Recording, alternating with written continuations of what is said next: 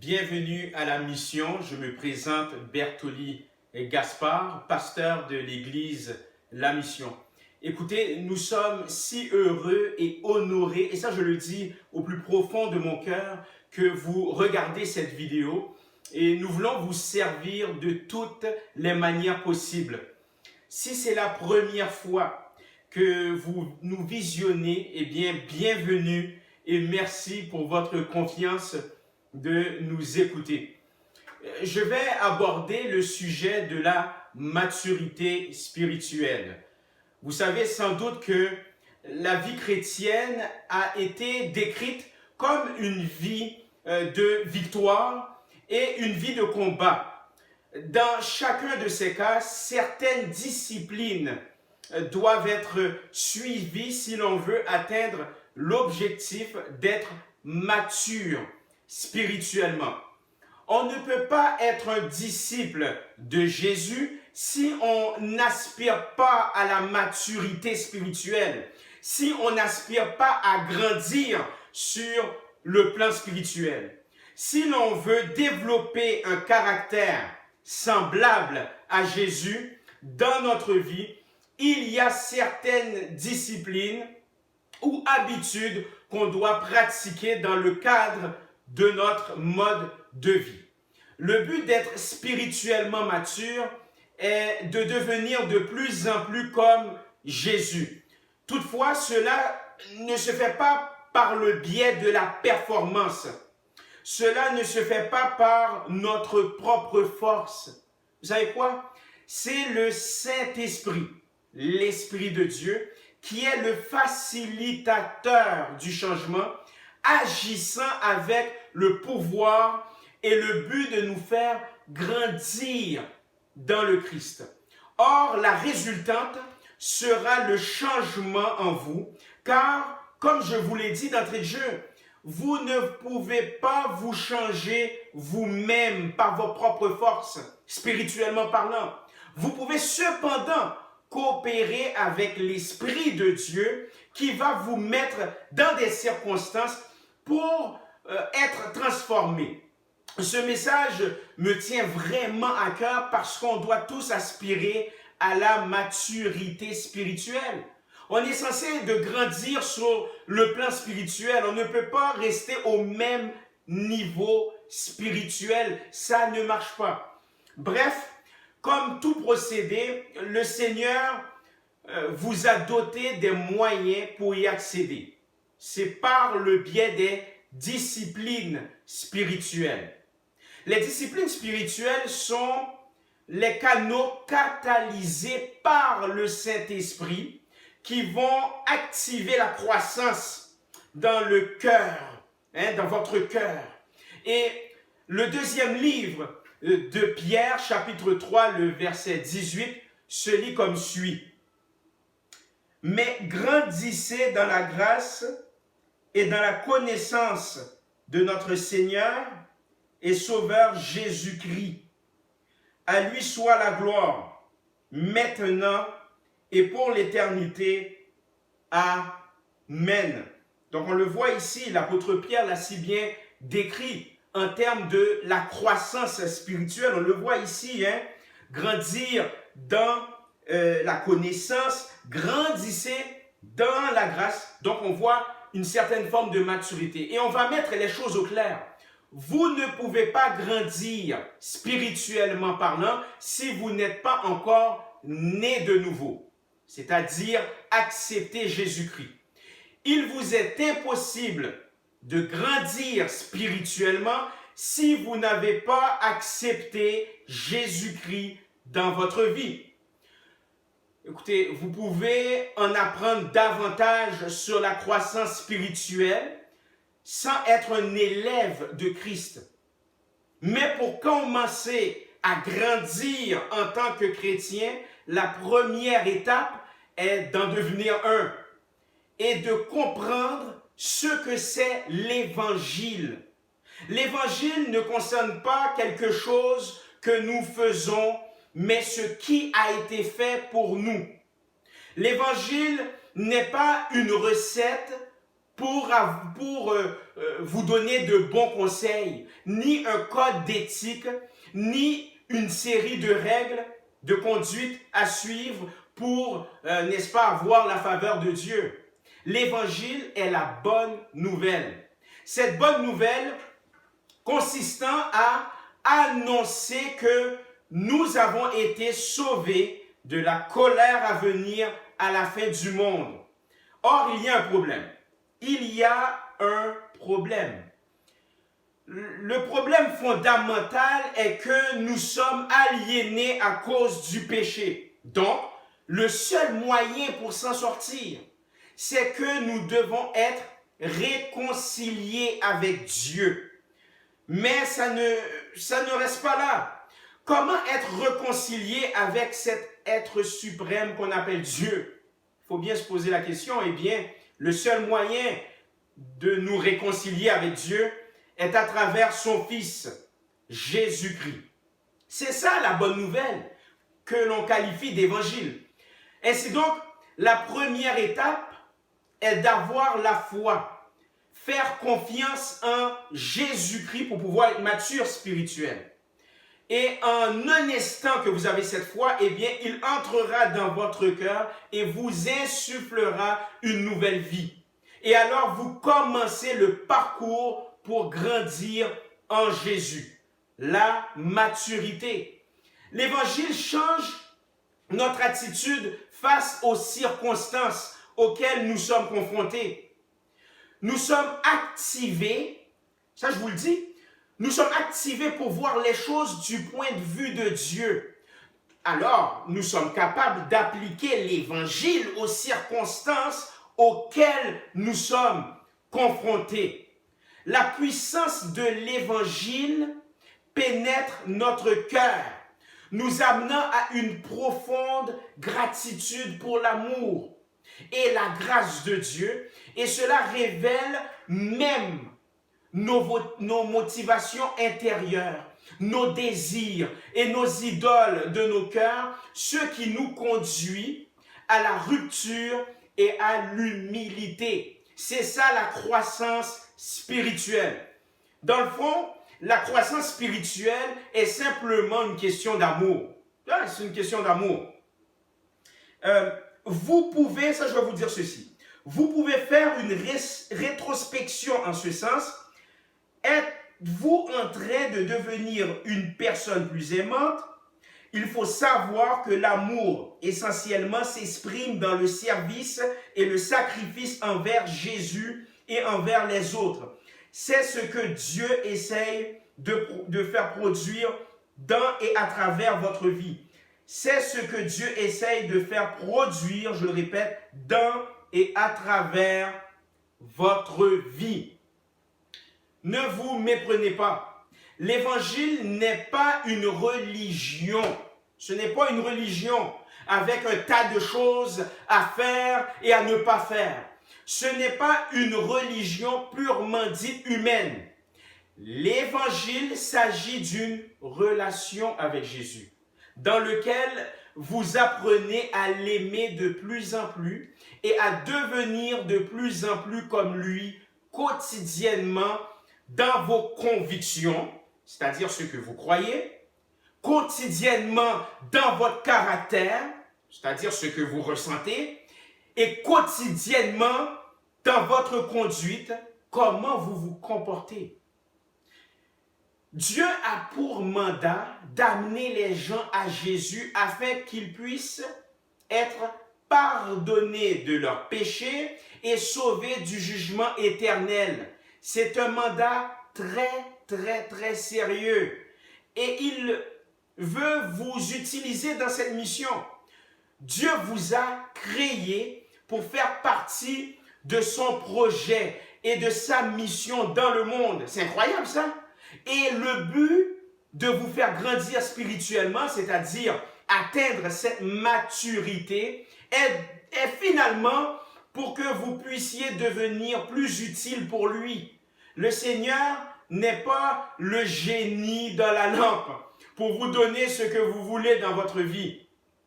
Vous existez pour Dieu, pour accomplir son mandat qui est en fait votre mandat. En fin de compte, grandir en Christ peut vous être bénéfique, et ça je vous le dis, financièrement, émotionnellement, professionnellement et physiquement.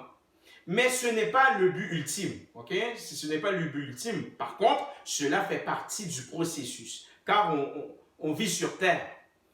Le but de la croissance spirituelle est pour que vous puissiez être utile à Dieu. Donc, il y a une question de méditation aussi. La méditation est l'un des moyens d'ouvrir la porte à Dieu, d'avoir cette relation intime avec lui, de mieux le connaître et de le laisser prendre vos soucis et de bénir votre vie. Vous savez quoi? La méditation permet à l'Esprit Saint, le Saint-Esprit, de renouveler l'esprit et de fournir un éclaircissement profond de la vérité spirituelle. Et j'aimerais aborder la maturité sur le plan pratique, Voici quelques exemples d'habitudes de croissance spirituelle les plus élémentaires et essentiellement connues. Donc, pratiquez-les régulièrement sur le long terme. Et je vous le dis là, vous verrez le produit de la maturité spirituelle. Et n'oubliez pas, ce qui occupe nos esprits régulièrement va guider notre comportement.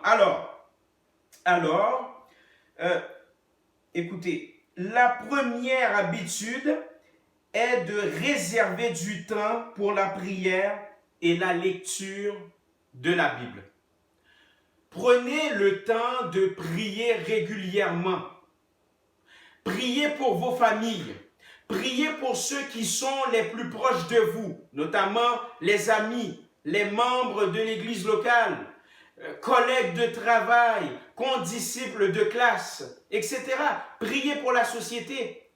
Et au sujet de lire la parole, lorsque nous méditons sur la vérité, la parole de Dieu contrecarre les mensonges que nous nourrissent l'ennemi de notre âme.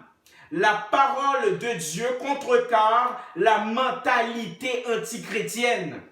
La parole de Dieu contrecarre nos pensées futiles, parce que ces mensonges nous épuisent. Parce que ces mensonges nous affaiblissent psychologiquement et spirituellement. Mais, il y a un mais la vérité de Jésus nourrit nos âmes et les restaure et nous rend matures. Par ailleurs, il y a des applications qui vous aideront à méditer, à lire votre Bible, et nous allons vous mettre un lien en dessous de cette vidéo. La deuxième habitude de croissance spirituelle est de se rassembler le dimanche pour le service. Assister à l'église locale physiquement tous les dimanches est vraiment le point de départ. L'habitude de croissance spirituelle la plus élémentaire à développer. Bien qu'il y ait d'autres réunions durant la semaine, je n'en disconviens pas. Et par ailleurs, je ne dis pas que l'église se résume à un service de dimanche matin. Ce n'est pas ça que je veux dire. Néanmoins, c'est un bon point de départ. Parce que depuis le début de l'histoire de l'église, les premiers chrétiens se rassemblaient pour le service le premier jour de la semaine. Et ils se voyaient aussi les autres jours, mais ils se réunissaient le dimanche. La Bible enseigne continuellement que l'Église est le corps de Jésus-Christ sur terre. C'est-à-dire que chaque individu qui croit au Seigneur Jésus est une partie du corps différent. Mais nous sommes intimement liés ensemble. Nous ne sommes pas indépendants, mais interdépendants. Nous avons tous un rôle à jouer dans le corps, afin que la croissance et le mandat de Jésus avancent. C'est vrai que même à distance, nous sommes toujours le corps de Jésus, mais comme tout corps saint, nous ne devrions pas viser à rester disloqués. Les chrétiens ne sont pas seulement un corps en passant. Nous avons aussi un seul esprit.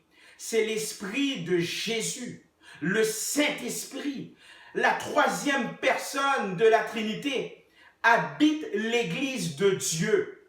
Et il nous attire toujours vers l'unité. L'Esprit de Dieu ne peut pas être divisé. Donc, quand les croyants sont séparés involontairement, nous ressentons la tension, on a comme un malaise. Pourquoi? Parce que l'Esprit en nous aspire à ce que nous soyons ensemble. On ne peut pas dire qu'on aime Jésus et on ne fréquente pas l'Église. C'est impossible. La troisième habitude de croissance spirituelle est de servir Jésus-Christ dans une équipe de l'Église locale. Nous sommes dans une culture, et ça je le répète souvent, nous sommes dans une culture qui encourage la consommation à outrance. Et malheureusement, cette habitude s'est infiltrée dans l'Église en général. Donc, pour maturer spirituellement, il y a lieu de considérer à œuvrer dans l'Église locale.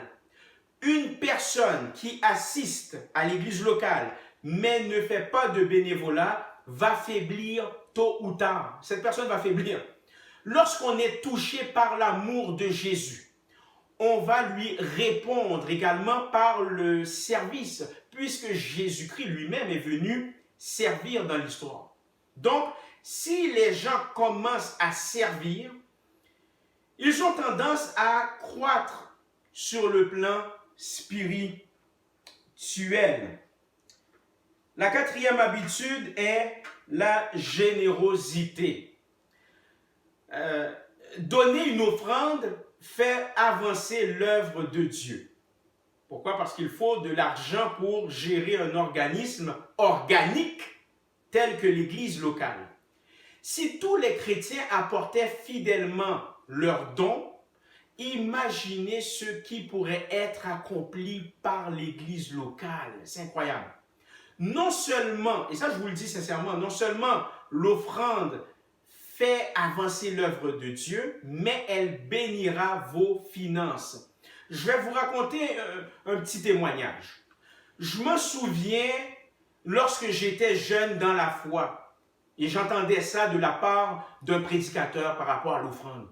Je me disais dans mon cœur, ben oui, you're right, ben oui, l'offrande, etc. Mais plus que je maturais dans ma foi, plus que j'expérimentais la puissance de Dieu, plus je devenais généreux. Et il s'avère que c'est vrai. Pourquoi? Parce que nous sommes déjà bénis. La bénédiction, c'est un état au prime abord, mais il n'en demeure pas moins que Dieu va nous bénir davantage lorsque nous sommes généreux. Lorsque vous donnez votre offrande, votre foi grandit. Justement, un témoin oculaire de Jésus a écrit ce que Jésus a enseigné à propos du cœur. Et ça, c'est écrit dans Matthieu chapitre 6, verset 21. Ce témoin oculaire s'avère que c'est Matthieu. Il a dit ceci, en effet, là où est ton trésor, là aussi sera ton cœur. C'est ce que Jésus a dit. Vous pouvez dire où sont vos priorités en regardant comment vous dépensez votre argent, mais ce qui est excitant, c'est que vous pouvez changer votre priorité en modifiant la façon dont vous dépensez votre argent. Il n'est pas trop tard. En d'autres termes, vous n'avez pas besoin d'attendre d'être hyper passionné par l'Église ou hyper passionné par l'Évangile pour commencer à donner sans contrainte, pour commencer à donner sans pression. Pourquoi? Parce que vous le faites par la foi, bien entendu, en tenant compte de vos responsabilités familiales et autres. Donc, si vous avez à cœur l'avancement de l'Évangile, eh bien, la générosité fera partie de votre vie. Écoutez, regardez les partis politiques La plupart fonctionnent avec des dons des membres de partis. Les organismes de bienfaisance reçoivent également des dons pour faire avancer leur mission. Et qu'en est-il de l'Église de Jésus-Christ? Qu'en est-il de l'Église de Jésus-Christ? Donc, la quatrième habitude, c'était la générosité. La cinquième habitude et dernière habitude de croissance spirituelle est d'inviter des gens loin de Dieu à aller à l'Église avec vous. Bien entendu, il y a plusieurs habitudes, mais j'en ai relevé environ 5. Donc, parce que vous aimez Dieu, vous avez expérimenté le Seigneur. Et il est tout à fait normal que vous allez parler de lui aux autres. Écoutez, je me souviens lorsque j'ai commencé à fréquenter Cynthia, ma femme, qui était auparavant une amie dans l'entourage. Elle était dans l'entourage. Mais lorsque j'ai commencé à la fréquenter, je parlais d'elle à tout le monde. Je parlais d'elle tout le temps. Si bien que un de mes amis m'a dit, « Hey, tu parles toujours d'elle, là. Relax, là. Tout le temps, tu parles d'elle. » Et moi, de lui répondre, « Ben, c'est normal que je parle d'elle. Je l'aime. Hein? Aïe, aïe, aïe. Cynthia va être contente qu'elle va regarder ça, là. C'est normal, je l'aime. » C'est ce que je lui ai répondu. Eh bien, c'est la même chose avec Jésus. Si vous avez été réellement touché par Jésus, vous allez souvent parler de lui. Dans le cas contraire, vous n'allez même pas en parler. Et si vous êtes des chrétiens superficiels, vous allez avoir honte. Vous allez avoir honte d'en parler à autrui. C'est ce qui va arriver. Pourquoi? Parce que vous allez avoir peur de la réaction des autres. Parce que dans le fond, vous n'êtes pas réellement convaincu par la puissance de l'Évangile.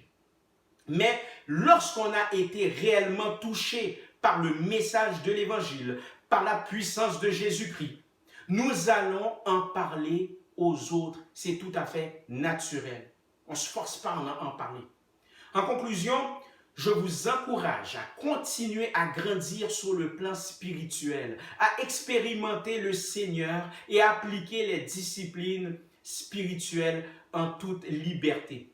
L'Esprit de Dieu vous aidera dans votre démarche. Pourquoi? Parce qu'on aspire à la maturité spirituelle. Il faut maturer spirituellement. Il faut grandir spirituellement. Et c'est ce que je nous souhaite et c'est ce que je vous souhaite de tout mon cœur. Soyez encouragés.